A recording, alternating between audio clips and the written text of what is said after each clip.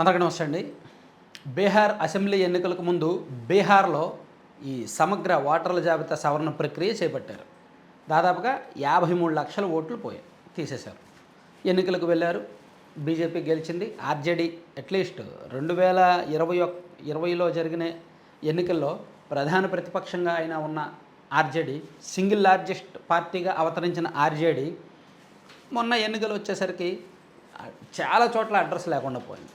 Minimum 50 సీట్లైనా వస్తాయనుకుంటే చాలా తక్కువ సీట్లు వచ్చాయి. సో అంటే అంతగా ఆ పార్టీకి దెబ్బ కొట్టింది. అంటే బీజేపీ వెనకుంటూ తెర ముందు ఎన్నికల కమిషన్ ఉంటుంది. ఎన్నికల కమిషన్ చేపట్టిన ఈ ప్రక్రియ, ఈ సమగ్ర ఓటర్ల జాబితా ప్రక్రియ ఏ రాష్ట్రాల్లో జరుగుతుందో ఆ రాష్ట్రాల్లో ఎన్నికలు జరుగుతుంటే అది అక్కడ ఉన్న అధికార పక్షాలకు, అక్కడ ఉన్న ప్రాంతీయ పార్టీలకు శరాఘాతంగా మారుతుంది. చూడండి, పశ్చిమ బెంగాల్ దాదాపుగా అక్కడ 90 లక్షలకు పైగా ఓట్లు తీసేశారు.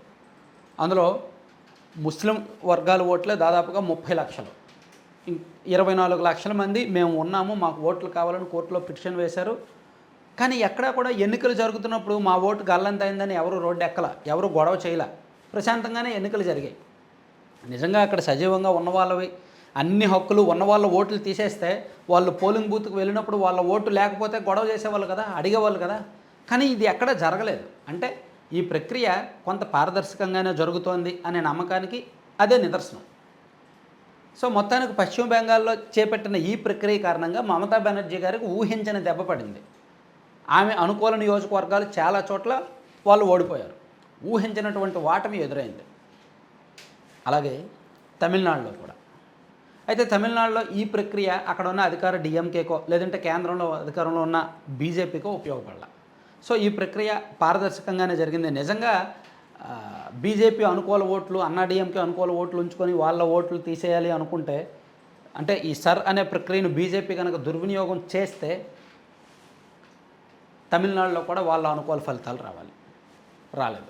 సో ఈ ప్రక్రియ విషయంలో కొన్ని అనుమానాలు ఉన్నప్పటికీ కొంత పారదర్శకత ఉంది, కొంత నిజాయితీ కనిపిస్తుంది.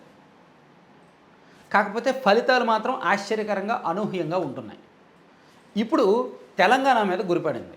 సో ఇప్పుడు నెక్స్ట్ ఫేజ్లో ఈ సమగ్ర ఓటర్ల జాబితా సవరణ ప్రక్రియ తదుపరి దశలో తెలంగాణ, ఆంధ్రప్రదేశ్ ఈ రాష్ట్రాల్లో చేపట్టబోతున్నారు. ముఖ్యంగా తెలంగాణలో దాదాపుగా 45 లక్షల నుంచి 50 లక్షల ఓట్ల వరకు అనర్హులకు ఉన్నాయి అనేది ఒక అంతర్గత ఒక జరుగుతున్న చర్చ. ఎందుకంటే హైదరాబాద్లో వలసదారులు ఎక్కువ. మన ఆంధ్రప్రదేశ్ నుంచి అక్కడికి వలస వెళ్ళి చాలామంది ఉంటారు. చాలామందికి ఆంధ్రప్రదేశ్లో ఓటు హక్కు ఉంటుంది, హైదరాబాద్లో కూడా ఓటు హక్కు ఉంటుంది. అటువంటి వాళ్ళు చాలామంది ఉన్నారు. సో ఈ ప్రక్రియ చేపట్టినప్పుడు ఆ డూప్లికేట్ ఓట్స్ని తొలగిస్తారు. అలా హైదరాబాద్ నగరంలో ఉన్న లక్షలాది ఓట్లు ఖచ్చితంగా తీసేస్తారు. సో వాళ్ళకి ఆప్షన్ అడుగుతారు, నీది ఆంధ్రప్రదేశ్లో ఉంది, హైదరాబాద్లో ఉంది, నీకు ఎక్కడ కావాలంటారు. మ్యాక్సిమం ఎక్కువ మంది సొంత రాష్ట్రంలో, సొంత ప్రాంతంలోనే ఓటు ఉండాలని కోరుకుంటారు కాబట్టి ఆంధ్రప్రదేశ్ని ఉంచుకుంటారు.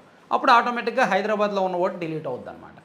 అలా కొన్ని లక్షలు హైదరాబాద్లో పోగా మిగిలిన చోట్ల కూడా ఇతర వలస ఓట్లు కావచ్చు, వేరే ఈ ప్రక్రియలో పోయే ఓట్లు సుమారుగా 45 లక్షల నుంచి 50 లక్షల వరకు ఉండొచ్చు అని భావిస్తున్నారు రాజకీయ పార్టీలు, అక్కడ వర్గాలు భావిస్తున్నాయి అన్నమాట. సో ఇది తెలంగాణలో ఏ పార్టీకి మైనస్ కాబోతోంది. తెలంగాణలో సెటిలర్స్ ఎక్కువగా బీఆర్ఎస్ పార్టీకే ఉన్నారు ఇన్నాళ్ళు కూడా. ఈవెన్ 2023లో జరిగిన శాసనసభ ఎన్నికల్లో కూడా రాష్ట్ర వ్యాప్తంగా కాంగ్రెస్ పార్టీకి అధికారంలో వచ్చినప్పటికీ హైదరాబాద్ జీహెచ్ఎంసీ లిమిట్స్లో మాత్రం బీఆర్ఎస్ పార్టీకే ఎక్కువ గెలిచారు. అండ్ భారీ మెజార్టీలు వచ్చాయి. ఇప్పుడు కుత్బుల్లాపూర్ ఎమ్మెల్యే కావచ్చు, సనత్ నగర్ కావచ్చు, ఈ తలసాని శ్రీనివాస్ యాదవ్ లాంటి వాళ్ళకి భారీ మెజార్టీలు వచ్చి గెలిచారు. దానికి కారణం ఏంటంటే వలస ఓటర్లు బీఆర్ఎస్కి మద్దతు ఉండడం. అయితే ఈ ఓట్లు తొలగించిన తర్వాత ఎవరికి మైనస్ అవుద్ది అంటే ఫస్ట్ నష్టపోయేది బీఆర్ఎస్.